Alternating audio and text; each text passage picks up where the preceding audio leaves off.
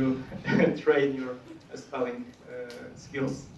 Okay, how I came to the idea of this talk. This year I prepared a whole 4 hours training about AFL Fuzzer for the DEFCON conference in Las Vegas. And during multiple conversations with people, it was very often that people say, AFL, I know it's great, but I can't use it because of something. And multiple of that reasons were some myths. So this presentation is mainly about discussion about such facts or myths about the AFL fuzzer, and I hope I will be able to encourage you to use it and maybe even contribute to this open source project and prepare your own features or tools for the AFL. Okay, I hope that most of you have already heard something about fuzzing, but if you're not, I will try to very shortly give you some introduction. Okay, so the fuzzing is a type of testing, not only security, but general testing of applications, where we use a very large amount of data, and we put those data as an input to our test program, and we expect that the program will behave sometimes strange, sometimes it will trigger some security issue. There are multiple stories and urban legends about who invented fuzzing and who got to this idea. But for me, the most funny is called infinite monkey theorem. It's very old. It was invented before the age of computers in the century where the typewriters were the most popular, and this theorem says that if you get a monkey and it will just click the keys on the typewriter, after a very long time, it will eventually write some book of Shakespeare. And I've heard that there's simulations that try to simulate in the computer times such monkey, and after 5 years, this simulations got into first 7 letters of one of Shakespeare book, so they are doing very well. And the same idea can be used for testing computer programs. If such monkey can press keys and write a book, it can also provide multiple inputs for the application and can also find all the bugs in the application or perform other very difficult tasks like exiting via editor, which you probably know is very difficult. Okay, and about AFL Fuzzer, this is one of currently leading tools in the fuzzing, let's say, industry. It was created by a person from Poland, Michał Zalewski Kamtów. In the past, he was working in Google when he created this tool. What's also interesting about the name was taken from the type of rabbit, the fluffy and fuzzy. You can see this rabbit on the photo. And AFL, there's a list of issues identified using AFL. It currently lists more than 300 issues. However, I think that if you, because of this list is not updated from 2017, I think this number could be doubled. For example, our team in Samsung only last year found something like 60 issues using AFL. Okay, so we start with the first myth or fact. It says that AFL can be used only for C++ applications. What do you think about it? This is, of course, myth. The core project can really be used for C++ application, and it's probably most stable and supportable features. However, AFL has also multiple branches, so-called sister projects, that allow also to fuzz applications written in different languages, like Go, Java, OCaml, Python, and Rust. So I think that some of you that do not program in C and C++ can also be interested in using AFL. Have you already guessed the programming language that is depicted here in this image? No. Hint. When everything is all right, everyone is happy. However, just a small minor mistake can cause real problems. No, C, C++, of course. Okay, the next matter of fact is about the operating systems that you can use AFL on. What do you think about it?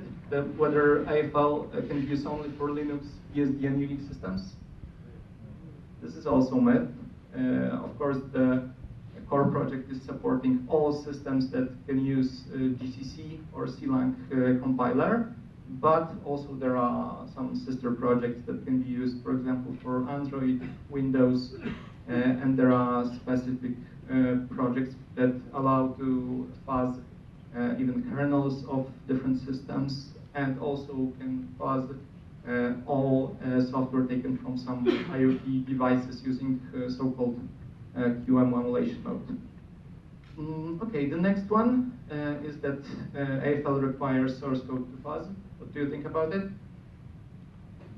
This is also, again, myth.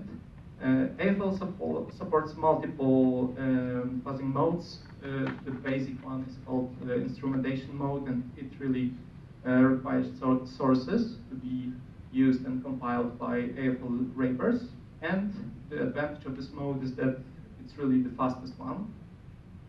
However, there are 3 other modes that allow to fuzz only binaries. And 2 of those modes require usage of QEMU, and they allow to even emulate the application and fuzz the application on different processors. So you can have Intel processor, and you can fuzz the application taken from, for example, IoT device that uses ARM or other different CPU. The difference between those modes is that the first one allows only to fuzz applications that are from userland, and the 2 other ones allow to use to fuzz applications, for example, like whole operating systems, or fuzz some software taken from IoT device. And especially the unicorn mode is very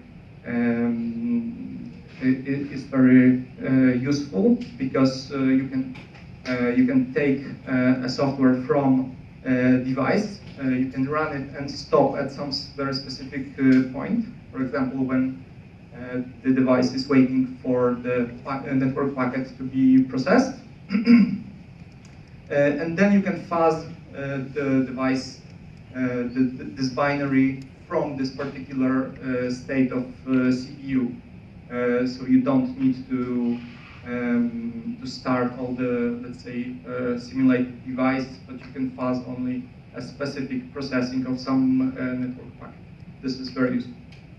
Okay, the next matter of fact is that AFL is harmless to your computer. What do you think about it? Of course, the myth. Fuzzing uses a lot of CPU and really drain the power of your computer, so it increases the rate of any software and hardware issues on your system. It's especially dangerous if you're using SSD drives, because it can cause a desquaring of frequently uses spaces of your drive, and can also cause overheating of CPU and other parts of your computer. Additionally, if your fast application creates some network packets sending something over network, or create some files on the drive, during fuzzing you can have a real mess on your drive, and your network can be overflowed with packages.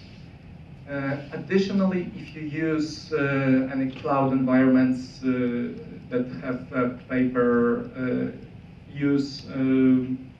costs, the cost of fuzzing in such environment can be really huge. So a small set of hints for starting fuzzing. The first one is, of course, do not use any sensitive production systems to additionally fuzz, even if they have some, let's say, spare CPU power, because your critical applications can be blocked. Before you start to fuzz an application, you need to a little bit understand what they are doing, and if they perform any network operations or file operations, you probably need to run the fuzzer in some sandbox. And of course, if the application is creating any temporary files, you need to clean the working folder after each run.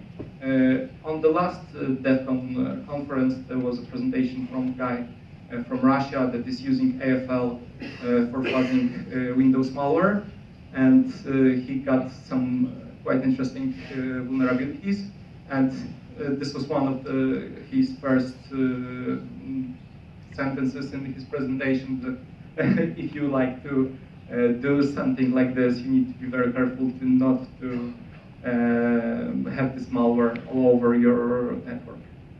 And of course, if you use physical servers, you need to highly monitor temperature and other parameters of the server.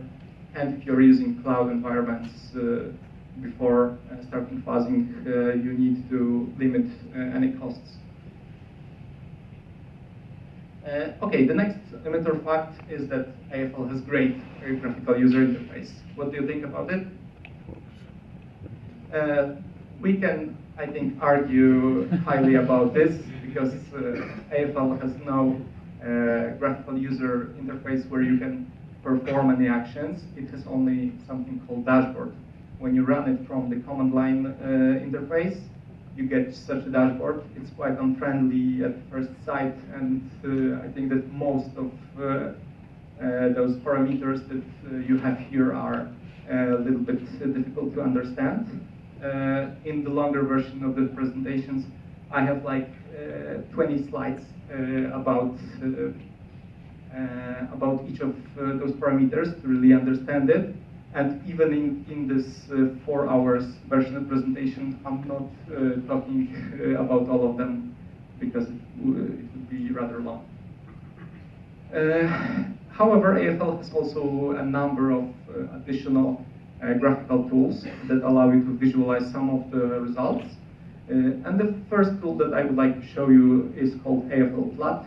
It prepares nice plots showing the progress of your fuzzing, and you can see here what was the execution of how many examples the fuzzer can run each second, and for example when the new findings were found. The next interesting tool allows you to visualize code coverage of the applications. After running fuzzing for some time, you can run it and you can see what parts of the application were not executed yet. So if you see that the fuzzer has a problem, you can probably add some test cases to help fuzzer go into that blocks of code. Another interesting tool is called AFL Analyze. This is very useful if you want use AFL to help you understand some unknown data formats or network packets. You just give him an example of such format. Here you can see the part of PNG file that was marked by AFL. AFL tried to change each byte of those files, and afterwards give you some hints what to think that each region has. For example, you can find the checksum by just checking that after changing it, the program stops quickly. Okay, and the last tool that I would like to show you, this is my, let's say, prototype tool used to visualize results of AFL fuzzing. And here you can see how the results were made, because AFL allows to view what mutations were done to get from one test case to another. And here you can see the descriptions of those mutations, and you can see the line from input files to the crashes, and you can see how the AFL created. Okay, the next matter of fact is about memory issues, that AFL finds only memory issues. What do you think about it? It's also myth. From my personal experience in C++, around 80% of issues are memory problems. These are mainly some buffer overflows that are really critical, and that's the reason that you see the information about them mostly. However, AFL can also find some very interesting logical errors that can lead to denial of service, for example, by infinite loops or unhandled exceptions. And this is something that's also interesting, and especially for languages like Java and Python, where the user is not performing the memory management. Such issues are the most dangerous ones that AFL finds. Also, another thing, apart from memory issues, the test cases generated by AFL are great for further testing, and for example for regression testing or unit testing, because they cover a lot part of your application. And another idea how to use AFL is to perform so-called differential fuzzing. If you have already some implementations that you, for example, cannot use because it has strange license or is not in the correct programming language, you can, by creating your implementation, then test the differential fuzzing between those two implementations. Okay, the next matter of fact, AFL can fuzz on multiple CPUs. What do you think? This is a fact, and AFL, each of the fuzzer runs on one CPU. However, multiple fuzzers can work at the same time, and they will synchronize between each other, exchanging the test cases. And this is even better that it looks at first sight, because each instance of AFL can use, for example, slightly different AFL branch. There are projects called AFL Fast or AFL RB that change some of the internal parameters to perform fuzzing in a different way. So a set of such AFLs will work better than just multiplied identical versions.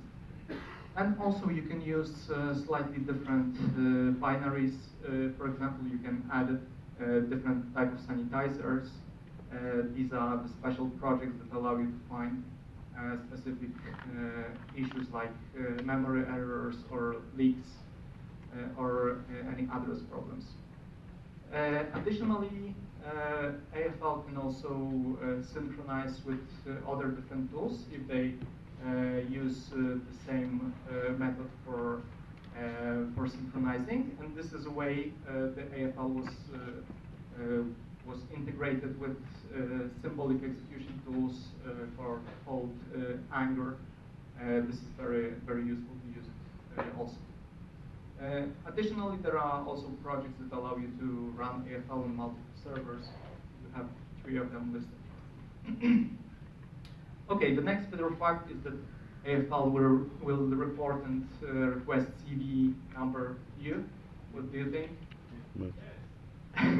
Unfortunately not. Analyzing crashes is sometimes painful moment, but reporting vulnerabilities is even worse. From my personal experience, the timeline for one of the issues looked like this. It took me around 1 hour to prepare fuzzing wrapper. It was only 1 minute of fuzzing before the first critical issues. Afterwards, it took me 2 hours to analyze this crash. And all the time, it was 3 months to just wait for the open source project leader to respond and to confirm the issue, register this into their system and solve it. So obtaining CVE was just a 1 week then, but the whole idea was really painful. Okay, and the last matter of fact is that using AFL is fun. I think that you can guess that this is a fact, and obtaining any results and crashes is quite exciting and great journey. Okay, and just a summary my presentation. AFL can be used for quite large set of programming languages, operating systems, and it's very flexible and can be easily integrated with other tools. So if you thought before this presentation that you cannot use it, I think that you can now think about it again and probably become an AFL user or AFL contributor. If you are interested in AFL, the whole version for our workshop that I prepared together with my colleague Wojciech is available at the DevCon media server, and we also provide so-called sandbox and some ideas about your journey with AFL that is available on the GitHub here. Thank you very much. Thank you.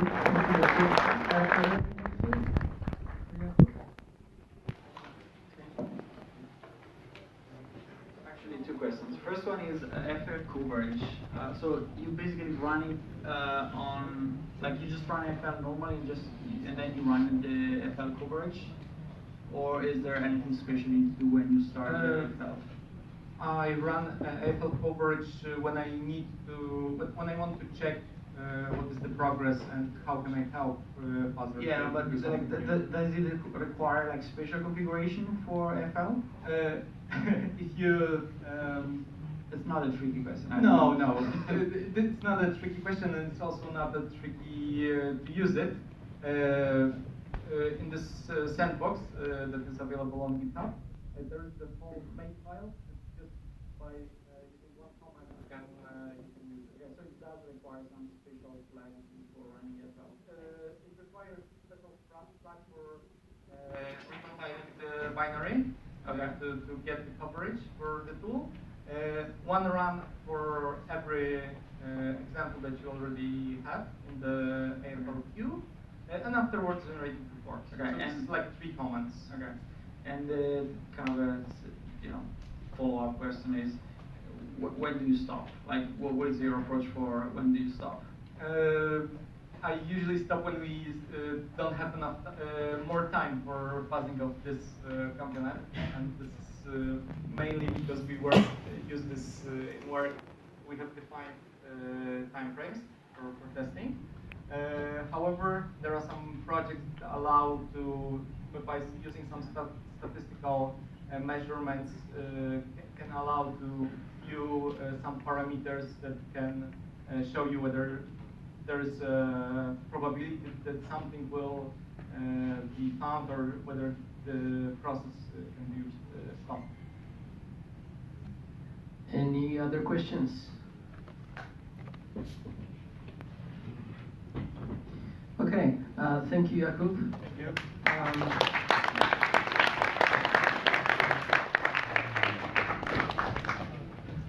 Our next presentation.